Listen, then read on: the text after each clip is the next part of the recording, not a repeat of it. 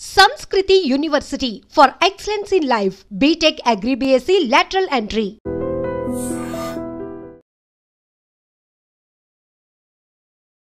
చాలా చిన్న యాంకర్ని ఇప్పటికీ సరిగ్గా ఎస్టాబ్లిష్ కాలేదు. నాకెందుకు ఛాన్స్ ఇచ్చారు? అనంతిక ఇట్లాంటి వాళ్ళతో ఎందుకు సినిమా చేశానో మీకు ఇప్పుడు 8 వసంతాల్లో కానీ దేవుళ్ళ రెఫరెన్స్ చాలా ఎక్కువ కనిపిస్తుంది సినిమాలో. ఆ కాశీలో జరిగే సీక్వెన్స్లో ఒక రేప్ సీన్, ఒక సీనియర్ జర్నలిస్ట్ కూడా దాన్ని అపోజ్ చేశారు. మీరు సీన్ని చూసుకుంటే ఆ సీన్ యొక్క డైనామిక్స్, అందులో నాకు ఒక భక్తుడు కావాలి. ఎందుకంటే సీన్ భక్తి చుట్టూ రిలేట్ అయ్యింది. అడిగిన వ్యక్తి ఒక విలేకరు, మా నాన్న వయసు ఉంటుంది. ఘాటుగా నాకు ఇప్పుడు కూడా స్పందించబుద్ధి అవుతుంది, తిరిగి చురక పెడుతుంది. నాకు ప్రూవ్ చేయాలనే ఉద్దేశం లేదు, ఎందుకంటే నా మైండ్ అది కాదు. ఒక మహిళ ఎలా ఉండాలి, ఎంత స్ట్రాంగ్గా ఉండాలి, తన లైఫ్లో ఏం సాధించాలి, ఇలాంటి మాటలు మన రాజకీయ నాయకులు కానీ మన సమాజంలో కానీ చాలా వింటూ ఉంటాం. వాటన్నిటికీ సమాధానం మీ సినిమాలో ఉన్న హీరోయిన్ క్యారెక్టర్ శుద్ధి అయోధ్య. అలా ఉందని అంటున్నారా మీరు? అలా ఉంది అంటే మీకు అనిపించలేదా? నేను చెప్పడం వేరు, చూసి మీరు చెప్పడం వేరు. దీనికి ఏమైనా ఇన్స్పిరేషన్ ఉందా? విమెన్ ఆర్ వెరీ కండిషన్డ్ అండి.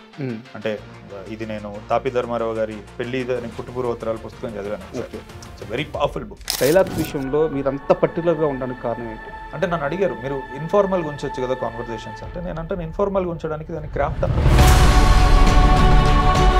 శరీరంలో నేలరాలిన ప్రతి ఆకు కోసం వసంతం రానే వస్తుంది.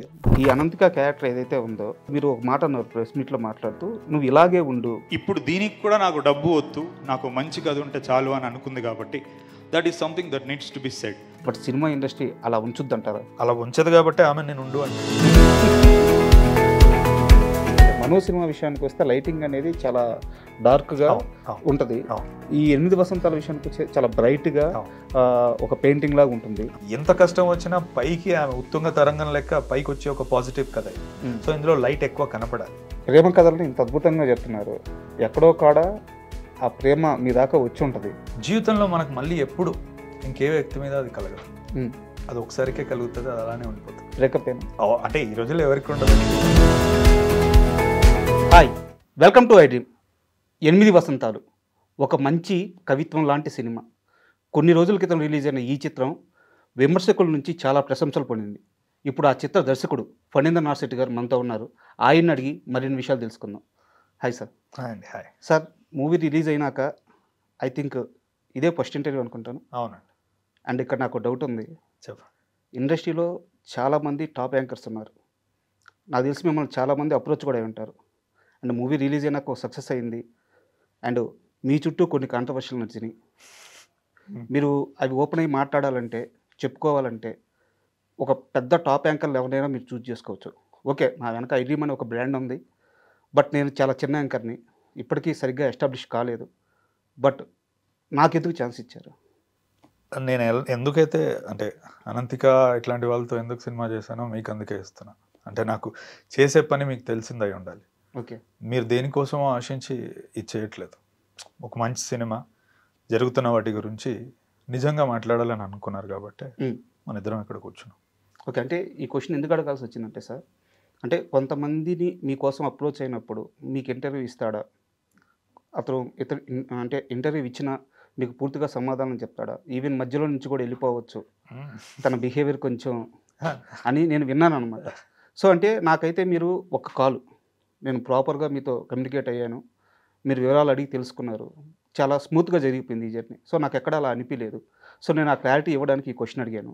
అండ్ నా సైడ్ నుంచి ఇంకొక సలహా సార్, అంటే సలహా కాదు, మూవీలో ఒక డైలాగ్ ఉంటుంది, మనిషి అంటే అందం కాదు, అంటే అక్కడ స్త్రీ అంటారు, ఓవరాల్గా మనిషి అంటే అందం కాదు, వాళ్ళ స్కిల్ అండ్ వాళ్ళ ప్రవర్తన, వాళ్ళలో ఉండే ధైర్యం, వాళ్ళలో ఉండే విద్య, విద్వత్తు, ఇవన్నీ అని చెప్పారు అనమాట. అంటే సరస్వతీదేవి అంటే చదువు, దుర్గామాత అంటే ధైర్యం, అంతేగాని ఇక్కడ అందం కానీ బలం కానీ ఏముండదని చెప్పేసి.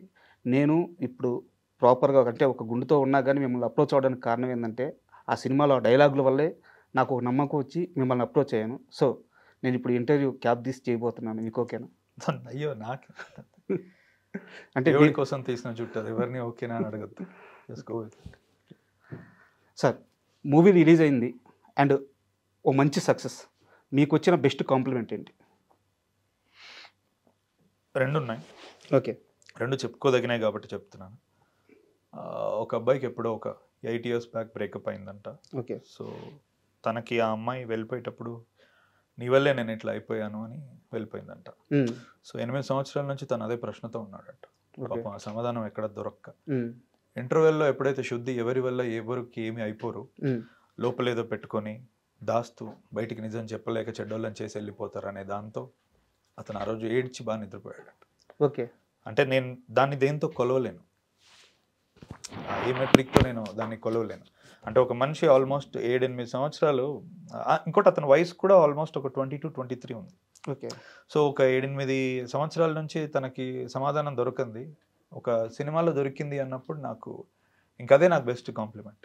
సినిమా ఎలా తీసామనేది కాదు, ఎక్కడికో అంటే నేను ఆల్రెడీ ప్రీ రిలీజ్ ఈవెంట్లో కూడా చెప్పా, మనకు మనసుకు సంబంధించిన ప్రశ్నలు ఏమైనా ఉంటే సమాధానం దొరుకుతుంది 8 వసంతాలు. అవును, అదే అతని మాటల్లో నిజమైంది. ఇంకొకటి, ఒక అమ్మాయి వాళ్ళ మదర్, ఇట్స్ వెరీ అన్ఫార్చునేట్, ఒక 6-7 months బ్యాక్ కాలం చేసింది. సో ఆమె అన్నిటికీ దూరంగా ఉంది, ఇన్స్టాగ్రామ్ వేటికైనా, యూ కెన్ అండర్స్టాండ్. సో వాళ్ళ అన్నయ్య ఎక్కడో ఇంటర్వ్యూస్ చూస్తూ ఏంటి ఇంత కాన్ఫిడెంట్గా ఉన్నాడు ఒక వ్యక్తి ఒక సినిమా గురించి ఒక వర్క్ గురించి, అసలు ఏం తీసాడు చూద్దాం అని చెప్పేసి ఇద్దరు వెళ్ళారు. ఓకే. వెళ్తే ఆ అమ్మాయి చూసి బాగా కదిలిపోయి ఏడ్చేసి కేవలం నాకు మెసేజ్ పెట్టడానికి ఆ అమ్మాయి ఇన్స్టాగ్రామ్లోకి మళ్ళీ వచ్చి మాట్లాడి చెప్పింది, అంటే నేను ఎన్నో బాధల్లో ఉన్నాను సార్ ఇన్ని రోజులు, కానీ నాకు సాంత్వన దొరికింది. ఈ రెండు నాకు మీరు అడిగిన వెంటనే గుర్తొచ్చాయి. ఓకే. ఎందుకంటే అవి ఫ్రెష్, నిన్న మొన్న జరిగిన. అండ్ నాకు వినిపించిన బెస్ట్ కాంప్లిమెంట్ ఏంటంటే 36 సంవత్సరాలు అయింది గీతాంజలి వచ్చి, ఇది మోడర్న్ గీతాంజలి లాగా ఉంది. అంటే ఆ ప్రజెంటేషన్ కానీ, ఆ హిల్ స్టేషన్లో చేసిన షూట్స్ కానీ, ఆ లొకేషన్స్ కానీ, ఆ క్యారెక్టరేషన్స్ కానీ, సో ఇది మోడర్న్ గీతాంజలి లాగా ఉంది అని చెప్పేసి నేను విన్న కాంప్లిమెంట్. సో 36 సంవత్సరాల దాకా ఏ సినిమాకి ఇలాంటి గౌరవం దక్కలేదు. సో ఈ కాంప్లిమెంట్ని ఎలా చూస్తారు? నేను తీసుకోను. ఓకే. ఎందుకంటే నేను ఇప్పుడు కాదు, ఏబిఎన్ ఆంధ్రజ్యోతికి నేను 22 years ఉన్నప్పుడే చెప్పాను, దయచేసి ఎవరిని ఎవరితో పోల్చొద్దు. అంటే పోల్చేవాడికి పాపం ఏదో దొరక్క వాడు పోలుస్తాడు, కానీ అది నేను తీసుకోలేను. ఓకే. అంటే గీతాంజలి అనేది అది వేరే కావ్యం. అంటే ఇద్దరు చనిపోతున్నా, చావు దగ్గర అవుతున్నా కూడా వాళ్ళలో ఉన్న ఆ మాత్రం కొంచెం మంచితోనే వాళ్ళు బతకగలరు ఆ కొద్ది రోజులు అనేది. నేను ఇంకోటి ఏదో ఎక్స్ప్లోర్ చేశాను, హుందాతనం కానీ నిలబడ్డం కానీ, కేవలం ఒకటే సెట్టింగ్లో జరగడం వల్ల ఆ ఫీల్ వచ్చింది తప్ప మిగతాది ఏది కాదు, కాబట్టి నేను అది తీసుకోలేదు. అండ్ సార్, అంటే సినిమా విషయాన్ని కాస్త పక్కన పెడితే ఈరోజు ఒక మహిళ ఎలా ఉండాలి, ఎంత స్ట్రాంగ్గా ఉండాలి, తన లైఫ్లో ఏం సాధించాలి, ఇలాంటి మాటలు మన రాజకీయ నాయకులు కానీ మన సమాజంలో కానీ చాలా వింటూ ఉంటాం. వాటన్నిటికీ సమాధానం మీ సినిమాలో ఉన్న హీరోయిన్ క్యారెక్టర్ శుద్ధి అయోధ్య. అలా ఉందని అంటున్నారా మీరు? అలా ఉంది. ఓకే. అంటే మీకు అనిపించలేదా? కాదు, నేను చెప్పడం వేరు, చూసి మీరు చెప్పడం వేరు. లేదు, నేను మనస్ఫూర్తిగా ఆ మాట చెప్తున్నాను. సో అంటే ఒక స్త్రీ క్యారెక్టరైజేషన్ ఇంత బలంగా ఉన్నప్పుడు, ఒక స్త్రీ ఇంత స్ట్రాంగ్గా నిలబడ్డప్పుడు ఏ విషయం మీదైనా సరే, సో ఆ స్త్రీ సమాజంలో చాలా స్వేచ్ఛగా చాలా ధైర్యంగా బతకొచ్చు. అలాంటి ఒక అద్భుతమైన క్యారెక్టర్ని ఎలా డిజైన్ చేయగలిగారు? దీనికి ఏమైనా ఇన్స్పిరేషన్ ఉందా? అంటే స్పెసిఫిక్ ఇన్స్పిరేషన్ అని కాదు, ఇంతకుముందు ఇంటర్వ్యూస్లో కూడా, సుమగారి ఇంటర్వ్యూలో కూడా నేను అదే చెప్పాను. అంటే నేను చాలా స్ట్రాంగ్ ఉమెన్ చుట్టూ నేను పెరిగాను చిన్నప్పటి నుంచి. మా అత్తయ్యల్ని కానీ, మా ఇంటి పరిస్థితులు కానీ నేను చూస్తూ, అండ్ నేను లిటరేచర్కి ఎక్స్పోజ్ అయినప్పుడు కూడా నేను స్ట్రాంగ్ పాత్రలకి ఎక్స్పోజ్ అయ్యాను. అంటే సీతమ్మ కానీ, ద్రౌపది కానీ, ఇలాంటి వాళ్ళు అంటే చాలా కష్టం మోస్తూ కూడా ఆ మొహం మీద చిరునవ్వు అనేది ఎప్పుడు పొడగొట్టుకొని వాటిని నేను ఇంబైబ్ చేసుకున్నప్పుడు తిరిగి నేను ఫిలిం రాసేటప్పుడు తెలియకుండా అది వస్తుంది. బట్ చిన్నపాటి సామాజిక బాధ్యత నాకు ఎక్కడ ఉండేది అంటే, విమెన్ ఆర్ వెరీ కండిషన్డ్ అండి. అంటే ఇది నేను తాపి ధర్మారావు గారి పెళ్లి పుట్టుపూర్వోత్తరాల పుస్తకం చదివాను ఒకసారి. It's a very powerful book. అంటే నీకు ఏం జరిగింది అసలు ఈ ఎంటైర్ ఎవల్యూషన్ ప్రాసెస్లో ఒక 100 సంవత్సరాల్లో ఎంత కండిషన్ చేయబడ్డారు విమెన్ అనేది నాకు అందులో నుంచి తెలిసింది. అది పలు రీజన్స్ అయి ఉండొచ్చు, పొలిటికల్ అయి ఉండొచ్చు, కల్చరల్ అయి ఉండొచ్చు, ఏదైనా రీజన్స్ అయి ఉండొచ్చు. బట్ ఎక్కడో చాలా మట్టుకు ఒక మగాడికి ఎలా ఉండాలి ఎలా ఉండద్దు అనేది ఎవరూ చెప్పరు. అమ్మాయికి వచ్చేటప్పటికి ప్రతి ప్రతి ప్రతి స్టేజ్లో తన లైఫ్లో ఒక ఆంక్ష ఉంటూ ఉంటుంది. అది చూసినప్పుడు నాకు ఏదో స్ట్రాంగ్ ఎన్కౌంటర్ అని కాదు, అట్లీస్ట్ నా ఫిలిమ్స్లో అలా ఉండకూడదు వాళ్ళు అనుకుంటా. నేను ప్రపంచాన్ని మార్చే శక్తి నాకు లేదు, కాగితం నా రచన, ఇందులో ఇదే నా ప్రపంచం. సో అందులోనే అట్లా ఎక్స్ప్లోర్ చేస్తూ ఉంటా. చాలామంది అమ్మాయిలు ఆల్మోస్ట్ నాకు ఈ 1 weekలో నేను ఒక 3000 మెసేజ్లకు రిప్లైలు కొట్టుంటాను. ఓకే. అంటే ప్రతి ఒక్కరికి నేను టైం తీసుకొని, ఈవెన్ దో హెల్త్ అది ఇది బాగాలేకపోయినా, ఎందుకంటే మళ్ళీ అవకాశం రాదు, పోతుంది ఆ మూమెంట్. సో చాలామంది అమ్మాయిలు అందులో మా లోపల ఎక్కడో నిద్రాణం అయిపోయి ఉన్న శుద్ధి అయోధ్యాల్ని, రాణుల్ని, క్వీన్స్ని మీరు మేల్కొల్పారు అన్నారు. నేను అది అలా చేయాలని నేను చేయలేదు, కానీ ఒక మంచి కవిత్వం కానీ రచనకు కానీ అంత శక్తి ఉంది అంటే అది మంచిది. అండ్ మీరు ఏదో నాకు పర్సనల్గా ఇంటర్వ్యూ ఇచ్చారని నా ఎదురుగా కూర్చోన్నానని నేను ఈ మాట చెప్పట్లేదు. ప్రతి అమ్మాయి చూడాల్సిన సినిమా సార్. అంటే లైఫ్లో వాళ్ళు జీవించడానికి ఎంతో అబ్బాయి కూడా ప్రతి అబ్బాయి కూడా, ఎందుకంటే వాళ్ళు చూస్తేనే తెలుస్తుంది ఎలా ప్రవర్తించాలని. అవును. సో లైఫ్లో ముందుకెళ్ళడానికి ఎక్కడో దగ్గర ఒక మంచి అయితే ఆ క్యారెక్టరేషన్ వల్ల దొరుకుతుంది. సో అది ఖచ్చితంగా అనిపిస్తుంది. అండ్ మీరు అనంతికతో ట్రావెల్ సినిమా గురించి మాట్లాడేటప్పుడు అమ్మాయితో ట్రావెల్ ఎలా జరిగింది, అమ్మాయి ఎలా ఒప్పుకుంది, ఇవన్నీ ముందే చెప్పేశారు మీరు. సో ఈవెన్ ప్రీ రిలీజ్ ఈవెంట్లో కూడా తను మాట్లాడేటప్పుడు మిమ్మల్ని ఏకంగా గురుస్థానంలో ఉంచి చాలా ఎమోషనల్గా మాట్లాడతాను. సినిమా రిలీజ్ అయింది, అందరూ ఇంత బాగా రిసీవ్ చేసుకుంటున్నారు. సినిమా రిలీజ్ అయిన తర్వాత తను మీతో ఏం మాట్లాడారు? మేము ఇప్పుడు మాట్లాడుకోవట్లేదు, అంటే మాట్లాడుకోవట్లేదు అంటే తను కేరళ వెళ్ళిపోయింది, నేను ఇటువైపు ఉన్నాను, పెద్దగా మాట్లాడుకోలేదు. నేను స్టేజ్ మీదనే చెప్పిన, అంటే మాట్లాడుకోవాల్సిన అవసరం మాకు పెద్దగా రాదు. అంటే తన జాబ్ తను పర్ఫెక్ట్గా పర్ఫామ్ చేసింది, తను ఎక్కడున్నా తన నిర్ణయాలు బాగుండాలి రేపు అనేది నేను కోరుకుంటా. కలవాలని ప్రయత్నించింది ఆ అమ్మాయి, ఎందుకో తనకి కుదరలేదు, నాకు బాలేక కుదరలేదు. ఓకే. మూవీలో అంటే మీ మూవీస్లో అన్నిటికంటే బాగా డిఫరెంట్గా కనిపించే క్రాఫ్ట్ వచ్చేసి రైటింగ్. సో ఈ రైటింగ్ విషయానికి వచ్చేలేకే మీరు చాలా దగ్గరలో కూడా దీని మీద మాట్లాడారు. మీ డైలాగ్స్ ఏవి కూడా అంటే ఒక నార్మల్ వేలో ఉన్నట్టు కాకుండా మీరు చెప్పాలనుకుంది ఆ ఎసెన్షియల్ అది మిస్ అవ్వకుండా చాలా డిఫరెంట్ వేలో చెప్తారనమాట. అంటే మనకి ఒక మణిరత్నం గారి సినిమా, ఒక గౌతమ్ మేనన్ గారి సినిమా, ఈ సినిమాల్లోనే మనం ఆ డైలాగ్స్ కానీ లేకుంటే ఆ డైలాగ్ డెలివరీ అయ్యే విధానం కానీ మనం వాటిని చూడగలం అనమాట. అండ్ మీరు తీసుకునే సబ్జెక్ట్కి అవి కరెక్ట్గా యాప్ట్గా సరిపోతాయి కూడా.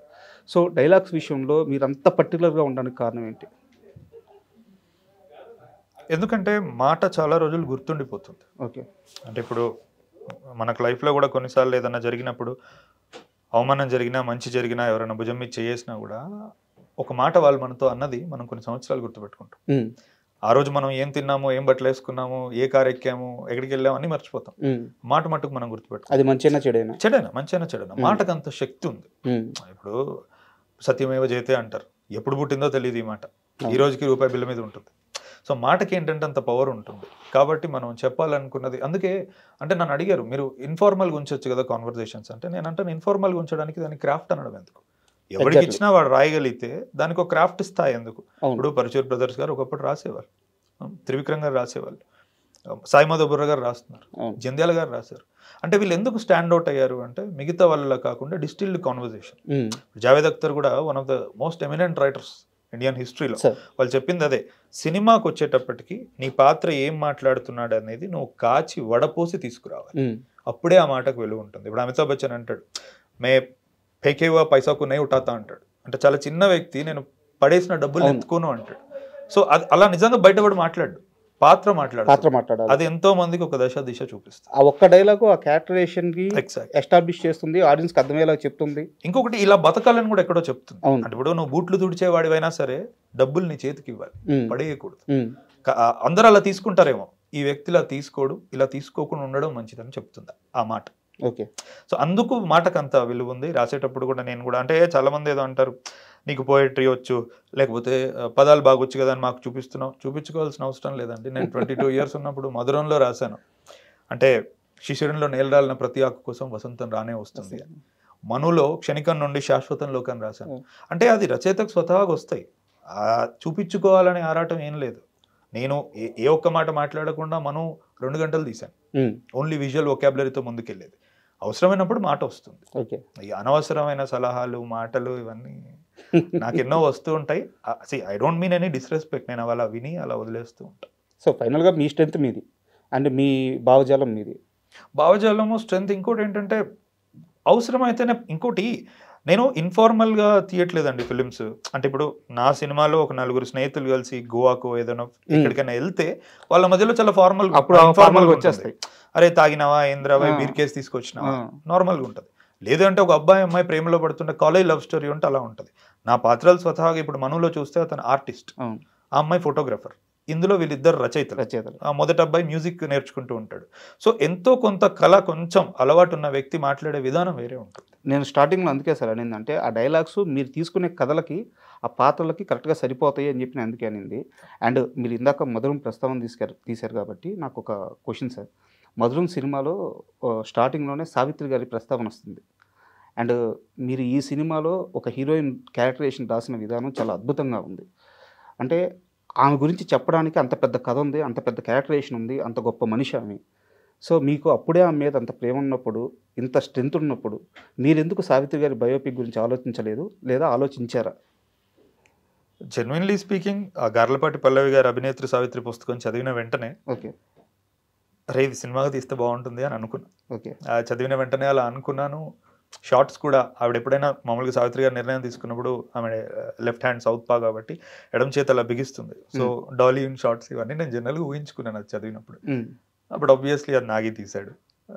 It's in very good hands అన్నట్టు. ఓకే. ఇప్పుడు మళ్ళీ పల్లవి గారిది నేను సుబ్బలక్ష్మి గారి ఎంఎస్ సుబ్బలక్ష్మి గారి బయోగ్రఫీ చదువుతున్నాను. ఇప్పుడు నేను అనుకుంటున్నాను నేను తీస్తే ఎలా ఉంటుంది అని. ఇన్ఫాక్ట్ అనంతగానే వస్తుంది మైండ్లో, ఎందుకంటే ఆ అమ్మాయికి కూడా కర్ణాటక వచ్చు, అది ఇది అంతా. రేపు అది ఎవరైనా తీస్తే తీయచ్చు. మీదే నెక్స్ట్ ప్రాజెక్ట్ అవ్వచ్చా? లేదు, నా నెక్స్ట్ ప్రాజెక్ట్ వేరే ఉంది. ఓకే, అడుగుతాను సార్, దాని గురించి అడుగుతాను.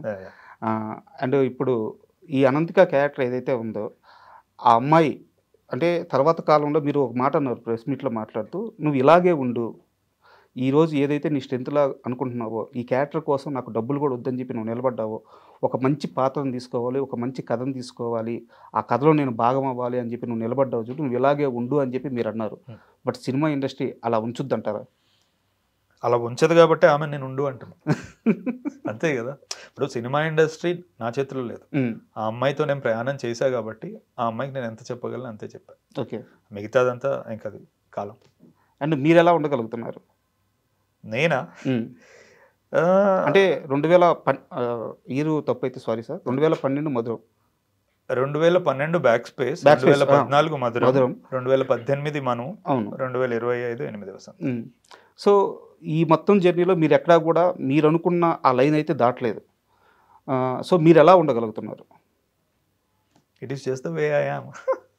లేదు సార్, అంటే ఇంకోటి చెప్తాను, మీరు అడిగారు కాబట్టి చెప్తున్నాను. అంటే మళ్ళీ ఏదో ఏది మాట్లాడినా ఏదో అరగన్స్ అది ఇది అని అనుకుంటారు. నిజం ఏంటంటే, అంటే తనని తను గుర్తించుకున్న వ్యక్తి ఈ ప్రపంచం నుంచి గుర్తింపు కోరుకోడు సార్. నాకు ఫార్చునేట్లీ డీప్ స్పిరిచువాలిటీ, ఆధ్యాత్మికత ఇట్లాంటి వాటిల్లో నేను ఆల్మోస్ట్ ఒక 6-7 ఇయర్స్ నుంచి ఉంటున్నాను సార్. సో నేనేంటో నాకు తెలుసు, నా బలం ఏంటో తెలుసు, నా బలహీనత ఏంటో తెలుసు, మంచితనం ఏంటో తెలుసు. సో నాకు ఒక ఆరోగ్యకరమైన సంబంధం ఉంది. ఇది తెలిసినప్పుడు నేను ప్రపంచం నుంచి ఏది కోరుకోను. అలాంటప్పుడు మరి ఎందుకు సినిమా తీస్తున్నావు అని అడగచ్చు. Exactly, I'll come there. అంటే నేను సినిమాని ఒక రెస్పాన్సిబిలిటీ అనుకుంటా, ఒక కాంట్రిబ్యూషన్ అనుకుంటా. అంటే నేను ఇప్పుడు ఇంతకుముందు మీకు చెప్పాను, ఎక్కడో ఎవరో కన్నీళ్ళు తుడుచుకున్నారు. నేను డబ్బు కోసం నేను తీయట్లేదు, పేరు కోసం అసలే తీయట్లేదు నేను. సో ఇది వద్దనుకున్న వ్యక్తికి ఇంకా వాడు చాలా మూలాలకు వెళ్తాడు. నేను ఎందుకు తీస్తున్నానో తెలిసినప్పుడు నాకు నచ్చినప్పుడే తీసుకుంటూ కూర్చుంటా. అందుకు నేను సస్టైన్ అవ్వగలుగుతున్నా. బికాస్ నాకు వేరే వాటి మీద లేదు, బ్యాంక్ బ్యాలెన్స్ మీదనో పేరు మీదనో లేదు. ఈ రోజుకి ఫణీంద్ర నర్సిటీ ఫిలిం అంటే హ్యూజ్ ఆడియన్స్కి తెలియకపోవచ్చు, కానీ కేవలం ఆ పేరు చూసి వచ్చే వాళ్ళు ఉన్నారు. అంటే ఈ క్వశ్చన్ ఎందుకు అడిగానంటే సార్, మధురం తర్వాత మీరు ఎంత పెద్ద నిర్మాతలతో కూర్చున్నారో నాకు తెలుసు, మీకు ఎంత పెద్ద ప్రాజెక్టులు వచ్చినాయో నాకు తెలుసు. సో వాటన్నిటికీ నో చెప్పడం అనేది చాలా పెద్ద విషయం. సో మీరు నో చెప్పారు. నో చెప్పిన తర్వాత నెక్స్ట్ ఫిల్మ్కి ఎంత టైం పట్టింది? 4 years పట్టిందా సార్? 4 years పట్టింది. సో ఇంత ఓపిక, ఇంత స్థితప్రజ్ఞత ఎలా వచ్చింది? అంటే ఏది ఉంటుంది ఏది ఉండదు అనేది తెలుసుకున్నప్పుడు ఆటోమేటిక్గా మనం నిలబడగలుగుతాం. అంటే దేని వెనక నువ్వు పరిగెడితే ఎంతున్నా అది మళ్ళీ మారుతుందో, ఏదైతే నువ్వు పట్టుకొని కూర్చున్నప్పుడు చివరి వరకు అది ఉంటుందో నీకు తెలిసినప్పుడు నీకు ఆటోమేటిక్గా ఆ శక్తి వస్తుంది, స్థిమితంగా ఉండగలిగే శక్తి నీకు వస్తుంది. ఎందుకంటే ప్రపంచం చాలా మట్టుకు వేటి వెనుక పరిగెడుతూ ఉంటుంది.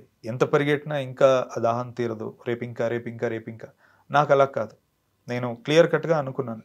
ఇది చూశాక చాలామంది, అంటే అదేదో ఒక మెసేజ్లా చెప్పాలని నేను అనుకోలేదు, కానీ అరే ఒక అమ్మాయిలో ఎంత బలం ఉంటుందా అనే ఉద్దేశపూర్వకమైన రచన నేను చేద్దామని అనుకున్నా. ఓకే, అందుకు నాకు ఆ స్త్రీ మనసులోపలికి వెళ్ళడానికి నాకు టైం పట్టింది. ఓకే, ముఖ్యంగా రాయడము విషయం కాదు, ఏం రాస్తున్నాము, ఎందుకు రాస్తున్నాము అనే ఒక స్థిమితానికి మనం రావడానికి టైం పడుతుంది. ఓకే, అది. అంటే ఇప్పుడు మహానటి కూడా ఎందుకు ఈజీ అయిందంటే, ఈజీ అని నేను అనట్లేదు, అది పల్లవి గారు ఒక పుస్తకం రాసి పెట్టేశారు అక్కడ. శుద్ధి అలా కాదు, నేను పుట్టించారు ఆ క్యారెక్టర్. కాబట్టి నాకు ఇప్పుడు స్క్రాచ్ నుంచి క్రియేట్ చేయాలి కదా నేను, ఖచ్చితంగా. ఎంతగా అంటే అది నిజమా అన్నంతగా ఆ పాత్ర, అందుకు నాకు టైం పట్టి. అండ్ ఇప్పుడు మీతో మాట్లాడుతుంటే స్పిరిచువాలిటీ అంటే ఆ మాటలు కానీ అవన్నీ మనకు అర్థమవుతుంది. అండ్ మీ సినిమాల్లో మధురంలో కానీ, మనులో కానీ, ఇప్పుడు 8 వసంతాల్లో కానీ దేవుళ్ళ రెఫరెన్స్ చాలా ఎక్కువ కనిపిస్తుంది. ఈవెన్ హీరోయిన్కి తను మళ్ళీ కెరీర్ మీద ఫోకస్ చేయలేనప్పుడు మీరు ఒక సీన్ తీస్తారు, దాంట్లో అమ్మాయికి భగవద్గీత ఇస్తారు చేతికి. ఒక కష్ట సమయంలో భగవద్గీత చదువు అని ఒక డైరెక్టర్ సినిమాలో చెప్పారు అంటే వారికి ఆ మతం మీద కానీ ఆ దేవుళ్ళ మీద కానీ ఎంత విశ్వాసం ఉందో అర్థమైపోతుంది. బట్ ఇదే సమయంలో మీ మీద ఒక కాంట్రవర్సీ వచ్చింది సినిమాలో. ఆ కాశీలో జరిగే సీక్వెన్స్లో ఒక రేప్ సీను, ఒక సీనియర్ జర్నలిస్ట్ కూడా దాన్ని అపోజ్ చేశారు ప్రెస్ మీట్లోనే, బహిరంగంగానే. బట్ పర్సనల్గా మీ సినిమాలు చూసిన వ్యక్తిని నేను కాబట్టి మీ మైండ్ సెట్ అది కాదు. మీరు దేవుళ్ళు అంటే ఎంత విశ్వాసంగా ఉంటారో, ఎంత నమ్ముతారో నాకు తెలుసు. ఎక్కడ తేడా జరిగింది సార్? అంటే మీరు ఆ సీన్ని ఎలా డెలివరీ చేయాలనుకున్నారు, వాళ్ళకి ఎలా అర్థమైంది, ఎక్కడ డిఫరెన్స్ వచ్చిందంటారు? ఇది కొంచెం పెద్ద ఆన్సర్, మరి చెప్పండి సార్. అంటే నాకు దేవుళ్ళు అనే కాదు, మామూలుగా మనిషి అంటేనే గౌరవం సార్. ఇది నేను 4 కోణాల నుంచి విశ్లేషిస్తా. Very important. మొదటిది సీన్ ఎక్స్ప్లెయిన్ చేస్తాను, తద్వారా ఏంటంటే బెటర్గా అర్థమవుతుంది చాలామందికి. రెండవది ఒక కమ్యూనిటీని ఒక పేరు తీసి, ఇప్పుడు బ్రాహ్మణులకి ఉన్న రేప్కి కనెక్షన్ ఏంటి, ఒక బ్రాహ్మణుడితో మీరు రేప్ లాంటిది చేయిస్తారా, అత్యాచారం మీద పంపిస్తారా అన్నారు, అది ఆన్సర్ చేస్తాను. మూడోది కాశీ లాంటి పరమ పవిత్రమైన చోట రేపులు ఏంటి అని అడిగారు. నాలుగోది కాశీ లాంటి, మళ్ళీ అదే కాశీ లాంటి పరమ పవిత్రమైన చోట మాంసం ఏంటి, మీ సినిమా కోసం మీరు కబేలాలు పెడతారా అని అడిగారు. ఈ 4 కోణాలు నేను ఇప్పుడు స్పృశించి మాట్లాడతా, అందుకే it's going to be a very long answer. First thing, మీరు సీన్ని చూసుకుంటే ఆ సీన్ యొక్క డైనామిక్స్, అందులో నాకు ఒక భక్తుడు కావాలి. ఎందుకంటే సీన్ భక్తి చుట్టూ రిలేట్ అయి ఉంది. నువ్వు ఇప్పుడు ఒక దుర్గామాత విగ్రహాన్ని కానీ ఇంట్లో పూజ జరుగుతుంటే తిరిగి ఆ సీన్ కనెక్షన్లో వాళ్ళ భార్య అతనికి కాల్ చేసి ఆర్తి అయిపోయింది, మీరు ఎక్కడున్నారు దర్శనం కోసం అని అడుగుతారు. అడగడం వల్ల మనకి ఇప్పుడు సీన్ ఓపెనింగ్ నుంచే భక్తులు కావాలి మనకి, భార్యాభర్తలు ఇద్దరు. ఓకే, అండ్ భక్తి అనేది ఏ ఒక్కరి సొత్తు కాదు, ఏ ఒక్క కులం యొక్క సొత్తు కాదు. సాయంత్రం ఎవరైనా సరే ఇంట్లో దీపం ముట్టించి ఆరాధన అనేది ప్రతి ఒక్కరు చేస్తారు. అండ్ కాశీ లాంటి చోట ప్రతి ఒక్కడి నుదుట మీద బొట్టు ఉంటుంది, పడవ నడిపేవాడి దగ్గర నుంచి అరటిపళ్ళు అమ్మేవాడి వరకు. నేను కాశీకి 2 సార్లు వెళ్ళాను, వెళ్ళిన ప్రతిసారి నేను 10 రోజులు ఉన్నాను. సో ఇంకోటి రుద్రాక్షలు అనేది చాలా సహజం అక్కడ వేసుకోవడం. సో ఇప్పుడు నేను క్యారెక్టర్ అలా డిజైన్ చేసుకున్నాను. ఇది నేనే ఒక కమ్యూనిటీని భంగపరచడానికో వాళ్ళ మీద ఇది కానే కాదు. నాకు భక్తుడు కావాలి. అండ్ కంటికి భక్తుడు ఎలా కనపడతాడు, ఒక విగ్రహానికి పూజ చేయడం, పొట్టు పెట్టుకోవడం, ఏదో ఒక మాల వేసుకుంటే వాడికి భక్తి ఉందని నువ్వు నమ్ముతావు. అలా నేను క్రియేట్ చేశా. ఇంకోటి, అసలు నేను ఫస్ట్ బ్రాహ్మణులను తక్కువ చేసి చూపించానడానికి ఆధారం లేదు అక్కడ. ఎందుకంటే ఆ అమ్మాయి అతని గొంతు పట్టుకుని ఏమంటుంది, అందరూ మగాళ్ళు ఒకలా ఉండరని నమ్మి నీతో వచ్చానంట తప్ప అందరూ బ్రాహ్మణులు ఒకలా ఉండరని నమ్మి నీతో వచ్చాను అమ్మాయి అనదు. సో ఇప్పుడు అక్కడ సీన్ ని మనం కొంచెం ఏమాత్రం కొంచెం మతి స్థిమితం సరిగ్గా ఉన్న వాళ్ళకి చూస్తే ఎటువంటి మనోభావం దెబ్బతినకుండా చాలా క్లియర్గా అర్థమవుతుంది అతను ఏం చెప్తున్నాడు అనేది. ఓకే, ఇంకోటి సనాతన ధర్మం గురించి క్వశ్చన్ వేస్తే, ఒక ఆడపిల్లని దుర్గామాతతో పోల్చి ఒక అమ్మవారి స్థాయికి నేను తీసుకొద్దాం అనుకొని రాసిన సీన్ అది. ఇంకోటి మీరన్నట్టు కష్ట సమయంలో మొత్తం ఇంకా ఆమెలో శారీరక మానసిక శక్తి పోయి ఆమె మీద ఒక 10 మంది మగాళ్ళు అలా పడ్డప్పుడు భగవద్గీత యొక్క పవర్ ఏంటో చూపిద్దాం అనుకున్నది. అంటే ఇంకా దేన్ని ఆధారం చేసుకొని క్వశ్చన్ చేస్తున్నారో ఫస్ట్ నాకు అర్థం అవ్వట్లేదు. నేను ఇప్పటి వరకు దాని గురించి పెద్దగా ఎక్కడ ఎందుకు మాట్లాడలేదు అంటే, కొన్ని వందల మంది ఆ రోజు నుంచి నా దాంట్లో అకౌంట్లు ఉన్న వాళ్ళే, అన్నా మేము బ్రాహ్మణ్ అని, అమ్మాయో అబ్బాయో అసలు మాకే ఇలా అనిపించలేదు అని వాళ్ళందరూ నాకు చెప్పారు. కాబట్టి సీన్ ఇప్పుడు నేను మళ్ళీసారి క్లియర్గా చెప్పాను, ఎవరైనా అర్థం కాని వాళ్ళకి పర్స్పెక్టివ్ మార్చుకోండి అని, కొత్తగా చూసే వాళ్ళకి ఓకే ఇదా రచయిత అనుకున్నది. ఇంకోటి, మేము ఆల్రెడీ సెన్సార్తో కూడా కోఆపరేట్ చేసాం. ఎందుకంటే నాకు ఎక్కడో మనసులో ఏదో పొరలో కూడా నాకు లేదండి, పలానా వాళ్ళ నేను అందుకే అన్నా, దేవుడి మీద కాదండి, నాకు మనిషి మీద కూడా గౌరవం. నువ్వు ఎవరు ఏంటనేది నాకు అనవసరం. నేను ఎప్పుడూ ఒక మనిషిని కించపరచను, అది అసలు నార్మల్గా నేను మాట్లాడేటప్పుడే కించపరచను. ఇంకా సినిమాటిక్గా అలాంటి ఉద్దేశం కూడా నాకు లేదు. సో అది నేను చాలా క్లియర్గా ఎస్టాబ్లిష్ చేశాను. అది నా మాటలో ఎక్కడా లేదు, ఏది లేదు. పులోమని దాన్ని పట్టుకొని వచ్చి మాట్లాడారు. సరే, అంటే వాళ్ళు ఆ రోజు మాట్లాడిన తీరు మీరు గమనిస్తే ప్రెస్ మీట్లో స్వరాన్ని పెంచి అక్కడున్న పిల్లల్ని ఏదో సంతలో పశువుల్లా చూస్తూ అలా మాట్లాడారు. అంటే చాలామంది తర్వాత నాకు మెసేజ్ చేశారు, కింద ఓపెన్ కామెంట్స్లో ఉన్నాయి, మీరుండుంటే అయిపోయేది, మీరుండుంటే అయిపోయేది. అంటే నేను వాళ్ళకు కూడా చెప్తున్నా, అంటే ఇప్పుడు అడిగిన వ్యక్తి ఒక విలేకరి సార్, మా నాన్న వయసు ఉంటుంది అతనికి సార్. ఘాటుగా నాకు ఇప్పుడు కూడా స్పందించబుద్ధి అవుతుంది, తిరిగి చురక పెడుతూ. కానీ ఎందుకో అంటే నేను ఎక్కడో బై చాయిస్ వద్దనుకుంటున్నాను. ఇప్పుడు మీకు తెలుసు ఇన్ని రోజుల నుంచి ఇది ఉడుకుతుంది, మీరు అడిగినప్పుడు నేను బద్దలవచ్చు, కానీ ఎక్కడో నేను సంస్కారంతో ఆగుతున్నా. తేడా ఉండాలి అక్కడ మాట్లాడిన వ్యక్తికి, ఇక్కడ నాకు. ఇదే చెప్తుంది ప్రజలకి నా ఉద్దేశం ఏంటి, నా మనస్తత్వం ఏంటి. ఇది మొదటి కోణం. రెండోది బ్రాహ్మణులు ఉన్న రేపు. ఫస్ట్ థింగ్ అండి, ఏ ఒక్కరైనా భూమి మీద పలానా కులం కానీ, పలానా మతం కానీ, పలానా జాతీయతలు పుట్టిన వాళ్ళు చాలా సేఫ్ పీపుల్ అనుకుంటే పోలీస్ శాఖలు అన్ని వాళ్ళనే తీసుకుంటాయి. అంటే మనం ఇంకా ఆలోచించాల్సిన పని లేదు దాని గురించి. అలా నేనే అవమానించట్లేదండి. నేను ఇప్పుడు ఒక క్రైమ్ అనేది ఎక్కడైనా జరిగింది అంటే అది ఆ దేశ కాలమైన పరిస్థితులు బట్టి, ఆ ప్రాంతం బట్టి, అక్కడ ఉన్న మనస్థితి బట్టి క్రైమ్ అనేది జరుగుతుంది. అంతే అంతే. నీ వ్యక్తిగత నమ్మకాల నుంచి క్రైమ్ జరగడం జరగకపోవడం అనేది ఉండదు. సరే, మీరు అన్నారు, నాకు ప్రూవ్ చేయాలనే ఉద్దేశం లేదు, ఎందుకంటే నా మైండ్ అది కాదు. నేను అంటే బ్రాహ్మణులు ఇలాంటి వాళ్ళు, పలానా కమ్యూనిటీ ఇలాంటి వాళ్ళని నాకు ఇప్పుడు ఇక్కడ మాట్లాడాలని లేదు. కానీ మీరు లేవనెత్తినందుకు నేను ఏమంటున్నా, ఇప్పుడు యూట్యూబ్ ఉంటుంది అందరికీ, ఇది చూసే వాళ్ళకి వెంబడే ఇంకో ట్యాబ్ ఓపెన్ చేసుకొని వాళ్ళు చూసుకోవచ్చు. సరూర్ నగర్ ప్రీస్ట్ అని మీరు కొట్టండి. అవును, 2 సంవత్సరాల క్రితం ఏం జరిగింది అంటే గుడికి వచ్చే భక్తులతో అసభ్యంగా ప్రవర్తించడం. ఇప్పుడు పూజారి అంటే ఎవరండి? మనం ఒక 10 నిమిషాలు మనం గుడికి వెళ్తేనే మనలో పాజిటివ్ వైబ్రేషన్ వస్తుంది, ఘంటానాదానికి, దేవుడి ప్రెజెన్స్కి. అట్లాంటిది నువ్వు నిత్యం ప్రధాన అర్చకుడు అండి అతను మైసమ్మ గుడిలో. ప్రధాన అర్చకుడు అంటే నువ్వు దేవుడికి చాలా దగ్గరగా ఉంటావు. అలాంటప్పుడు కూడా అతని మానసిక పరిస్థితిలో అక్రమ సంబంధం కానీ ఇంకోటి కానీ పెట్టుకొని పాపం ఆ అమ్మాయిని చంపి మ్యాన్ హోల్లో పెట్టి పైన సిమెంట్ పెట్టారు. అంటే నువ్వు ఏదైతే ఒక కులం పేరు తీసుకొని మాకు రేపు అంటగడతావా అంటే నేను తిరిగి ప్రశ్న అడుగుతున్నాను. నేను అడగట్లే, సమాజం అడుగుతాను. అక్కడ కులం కాదు కదా సార్, ఆ వ్యక్తి మానసిక స్థితి అది. ఇది అర్థం చేసుకోలేక ఇప్పుడు బ్రాహ్మణుడు రేపు ఏంటి అనే పదం అతను మాట్లాడాడు కాబట్టి నేను అడుగుతున్నా ఈ విషయం. ఎవరైనా సరే, రాజైనా పేదైనా మానసిక స్థితి బట్టి నేరం అనేది చేస్తాడు ఏంటి. ఇది కూడా నేను చెప్పాలా? ఇప్పుడు నువ్వు ఒక విలేకరివి, సమాజ స్థితిగతులు ఏంటి, అవగాహన, పరిస్థితులు నీకుండాలి. రచయితగా, దర్శకుడిగా నేనే పెన్ను పట్టుకున్నప్పుడు ఇంత బాధ్యతాయుతంగా తెలుసుకొని ప్రవర్తిస్తున్నా. 100 మంది, లక్షల మంది, కోట్ల మంది చూసే ముందు నువ్వు ఒక ప్రశ్న లేవనెత్తే ముందు ఏం తెలుసు, ఎంత తెలుసు అని నువ్వు సమీక్షించుకొని నువ్వు అడగవు ఆ ప్రశ్న. అంటే నేను చెప్పేది ఏముందండి అందులో, ప్రజలు చెప్తున్నారు. కిందెళ్ళి కామెంట్లు చూస్తుంటే ఇప్పుడు నాకు అంటే నేను ఇప్పుడు ఫోన్ తీసి చూపించవచ్చు. ఒక అమ్మాయి ఆల్రెడీ నాకు మెసేజ్ కూడా పెట్టింది, రేపు మీరు ఈ విషయం గురించి మాట్లాడితే పలానా విలేకరికి నా సమాధానం చెప్పండి. నాకు ఇంకా అల్లరి చేయాలని లేదు కాబట్టి నేను ఫోన్ బయటికి తీయట్లేదు. ఇలాంటివి ఎన్నో వచ్చినాయి. మూడో కోణం, అంటే కాశీ లాంటి పరమ పవిత్రమైన చోట రేపేంటి అన్నారు. 2 నెలల క్రితం అండి, ఇదే యూట్యూబ్లో వారణాసి గ్యాంగ్ రేప్ అని కొట్టండి.